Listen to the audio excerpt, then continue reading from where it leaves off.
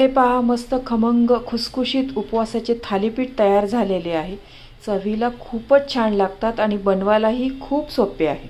नमस्कार, मी कविता's tasty food मध्ये सर्व खवय्यांचे पुन्हा एकदा स्वागत करते। आज आपण उपवासाची खमंग भाजणी व त्यापासून खुसखुशीत थालीपीठ कसे करायचे ते पाहणार आहोत। रेसिपी नेहमीप्रमाणे खूप साधी आणि सोपी आहे।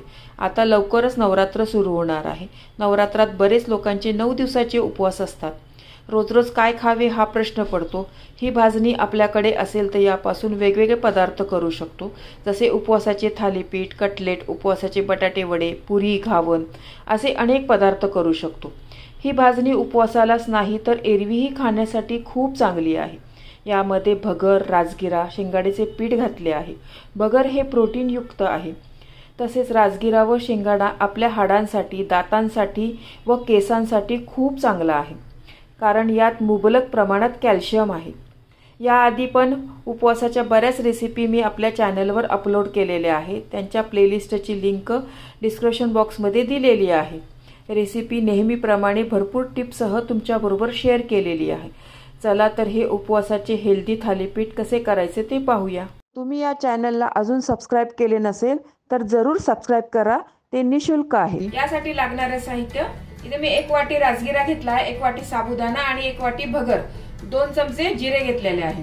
हे राजगिरा आणि भगर आहे ना, छान स्वच्छ निवडून घ्या तुम्ही। याच्यामध्ये ना कधी कधी गारीचे खडे पण असतात, तर आणि वजनाने हे तिन्ही पण वस्तू ना पाव किलो घेतलेला आहे।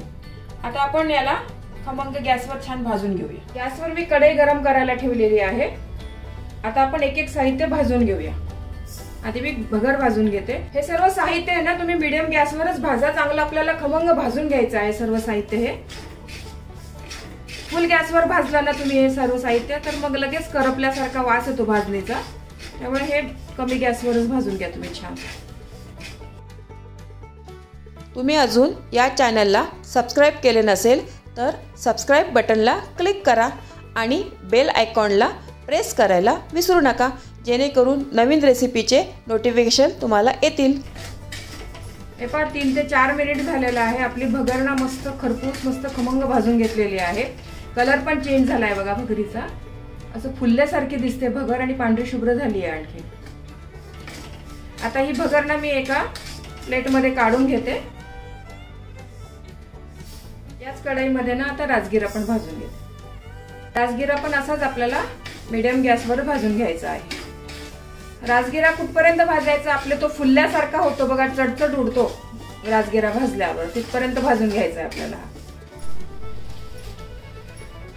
राजगिरा पण बघा आपला छान मस्त भाजत आलाय, फुला लागलाय बघा, आता पॉपकॉर्न सारखा छान त्याच्या लाह्या बनायला लागल्या बघा। आपल्याला ना इथपर्यंतच भाजून घ्यायचा आहे तो राजगिऱ्याच्या बघा, आपल्या कशा लाह्या मस्त फुला लागल्या आहे। आपल्याला इथपर्यंतच आता ही राजगिरा भाजून घ्यायचा आहे। हा चटचट असा आवाज यायला लागलाय बघा तो। आता मी राजगिरा आपण काढून घेते। आपण आता याच पद्धतीने साबुदाणा पण भाजून घेऊया। साबुदाणा बघा भाजायला मला 3 ते 4 मिनिट झालेले आहे। आणखीन पण थोडा भाजलेला नाहीये साबुदाणा। साबुदाणा कसं जरा चिकट असतो ना, थोडा भाजायला वेळ लागतो, याच्यामध्ये स्टार्च जास्त असतो ना, तर भगर आणि राजगिऱ्यापेक्षा ना थोडा वेळ जास्त लागतो याला।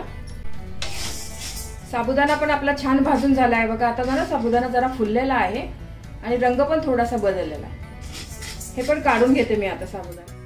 याच कढईमध्ये मी जिरे पण भाजून घेते, पण आता जिरे भाजताना ना आपल्याला गॅस बंद करायचा आहे, कारण जिरे जरा ह्याच्यामध्ये भाजले ना तर करपतात आणि मग वास येतो जिऱ्याचा। ही कढई आपली चांगली गरम आहे, त्याच्यामध्येच मी 1 मिनिट ना हे अशी भाजून घेते। गॅस बंद करा पण तुम्ही। जिरे पण बघा आपले चांगले ना आता भाजले आले आहे। गॅस बंद केला ना तरी पण मस्त जिरे भाजले बघा आपले खरपूस मस्त। हे सर्व साहित्य आहे ना आता पूर्ण आपण गार करून घेऊया आणि मगच मिक्सर मध्ये बारीक करूया। गरम गरम ना तुम्ही मिक्सर मध्ये बारीक नका करू, एकदम पूर्ण गार होऊ द्या। मग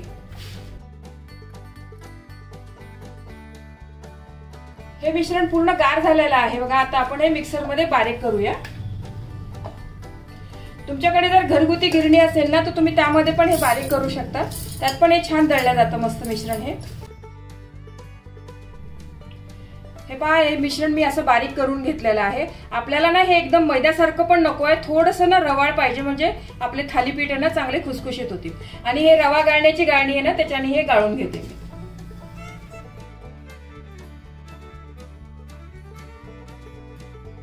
हे थोडंसं जाड राहिलेलं आहे ना, तर आपण दुसऱ्या बॅच मध्ये हे परत बारीक करूया. दुसरी बॅच पण मी अशी छान दळून घेतलेली आहे, हे पण असं गाळून घेऊया आपण. हे जे मी प्रमाण घेतलेलं आहे ना, याच्यामध्ये ना हे पीठ आपलं 1.5 किलो तयार होतं, हे भाजणीचं पीठ. याच पिठापासून आपण आता थालीपीठ बनवूया. यासाठी लागणारं साहित्य, एक मोठा बाउल ना उपवासाची जी भाजणी आपण बनवली आहे ना ती घेतलेली आहे. इथे 2 बटाटे, दाण्याचा कूट पण ना जरासा जाडसर घेतला आला, तो छान लागतो असा थालीपीठ मध्ये ना. दाण्याचा कूट मध्ये मध्ये आला ना दाना, तर मस्त लागतो चवीला. आणि 2 चमचे ना शेंगाड्याचं पीठ घेतलेलं आहे. शेंगाड्याचं पीठ मी भाजणीमध्ये ना मुद्दामून नाही टाकलं, कारण ही भाजणी आहे ना आपली, तर ही आपण छान भाजून खरपूस भाजून घेतलेली होती आणि हे पीठ कच्चं आहे, त्यामुळे मी करत्या वेळेस आपण हे 2 चमचे शेंगाड्याचं पीठ त्यात मिक्स करणार आहे. दही, कोथिंबीर, आलं आणि मिरचीचा ठेचा, जिरे, काळी मिरपूड आणि मीठ. एका बाउल मध्ये हे भाजणीचं पीठ घ्या.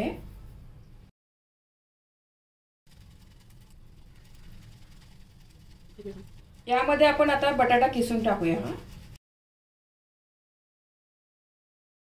बारीक किसून घ्या, गाठी राहिली नाही पाहिजे त्याची.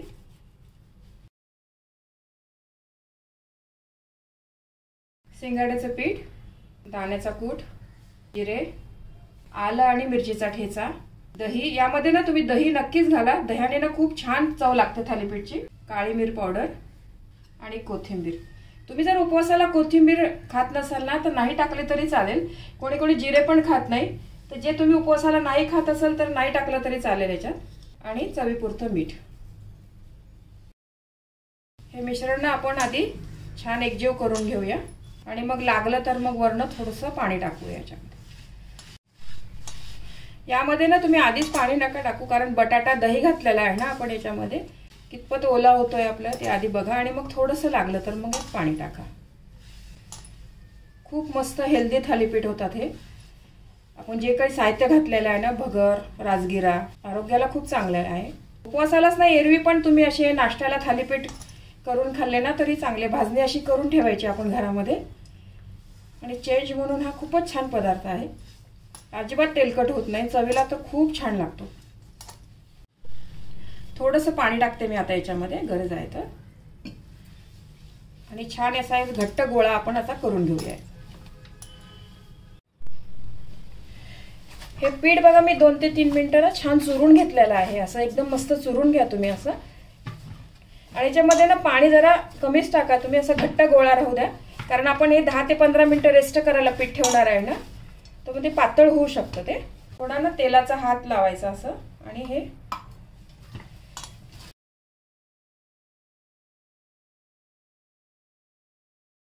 हा गोळा आहे ना आपण आता 15 मिनिटं रेस्ट करायला ठेवू. पीठ आपलं भिजतंय तोपर्यंत ना आपण खोबऱ्याची चटणी वाटून घेऊया. एका मिक्सरच्या भांड्यात मी खोबऱ्याचे तुकडे घेतलेले आहे बघा. हे आधी मी बारीक करून घेते, नाहीतर आपण सर्व साहित्यांबरोबर टाकले ना तर थोडे जाड तसेच राहतात. तर हे आधी एकदा फिरवून घेते मी. खोबरं बघा मी बारीक करून घेतलेलं आहे. आता याच्यामध्ये हिरवी मिरची,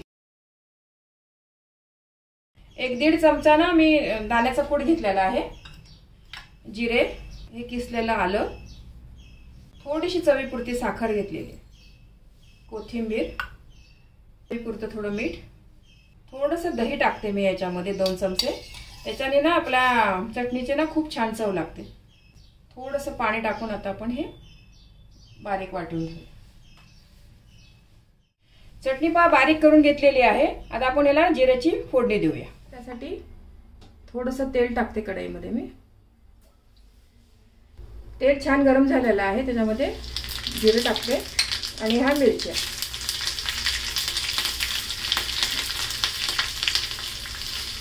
आणि हे फोडणी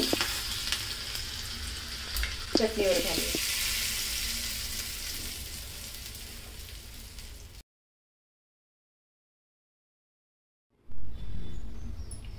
भाजणीचं पीठ बघा छान आपलं आता मुरलेलं आहे. आता आपण याचे थालीपीठ बनवूया.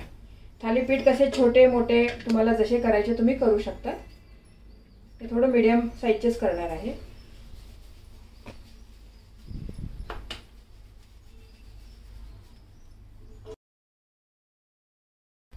आता आपण थालीपीठ थापून घेऊया. हे मी रुमालावर थालीपीठ थापणार आहे. तुम्ही प्लास्टिकच्या याच्यावर पण थापू शकता. असं पाण्याचा जरासा हात घ्यायचा आणि त्याच्याने ना असं थालीपीठ पातळ मस्त थापून घ्यायचं.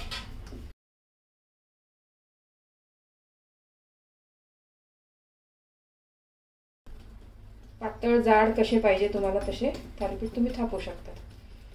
खूप चवीला छान लागतात हे थालीपीठ. माझ्या घरात तर मुलांना इतके आवडतात ना, मी नेहमी बनवतो नाश्त्याला वगैरे ना हे थालीपीठ.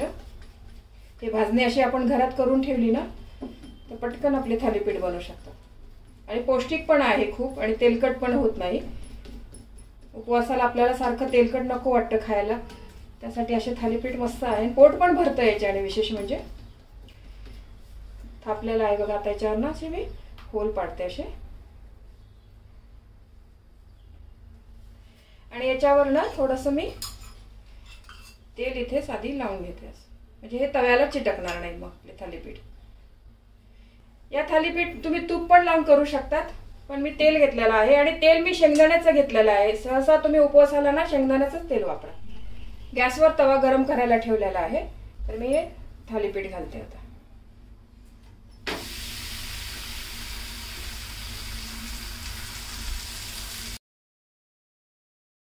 साईडनी पण आपण थोडंसं तेल सोडूया.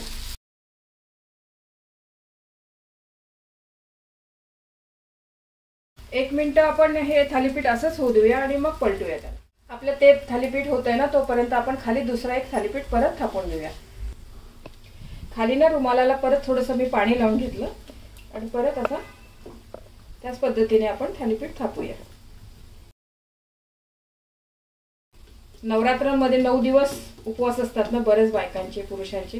तेव्हा 9 दिवस काय करावं हा प्रश्न पडतो आणि रोज रोज आपण तेलकट नाही खाऊ शकत. असं थालीपीठ, ढोकळा वगैरे असं कमी तेलाचे पदार्थ पण आपण 9 दिवस खाऊ शकतो. काही काही उपवासाचा ढोकळा पण छान बनतो भगरीपासून.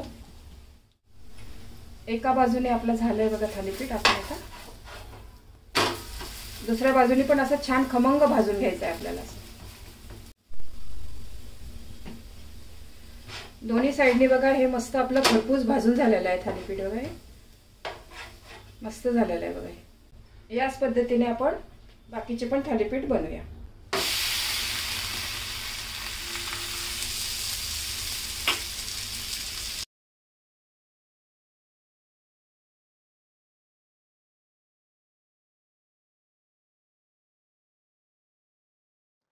हे पहा आपले मस्त उपवासाचे खमंग थालीपीठ तयार झालेले आहे. हे थालीपीठ तुम्ही घरच्या ताज्या लोण्याबरोबर, चटणीबरोबर किंवा उपवासाच्या लिंबाच्या लोणच्याबरोबर खाऊ शकतात. याचे पीठ आपण आधीच बनवून ठेवले तर थालीपीठ झटपट तयार होतात. या नवरात्रीला हे थालीपीठ नक्की घरी करून पहा. तुम्हाला ही रेसिपी आवडली असेल तर व्हिडिओला लाईक करा, कमेंट्स करा. तुमच्या कमेंट्स वाचायला मला फार आवडतात. तुमच्या लाईक्स आणि कमेंट्समुळे माझा उत्साह वाढतो आणि नवनवीन व्हिडिओ बनवण्यासाठी प्रोत्साहन मिळते. याचबरोबर तुम्ही मला फेसबुक, इंस्टाग्राम आणि पिंटरेस्टवर देखील फॉलो करू शकतात. त्याची लिंक डिस्क्रिप्शन बॉक्समध्ये दिलेली आहे. तर पुन्हा भेटूया एका नवीन रेसिपीसह. तोपर्यंत मस्त खा, काळजी घ्या. धन्यवाद.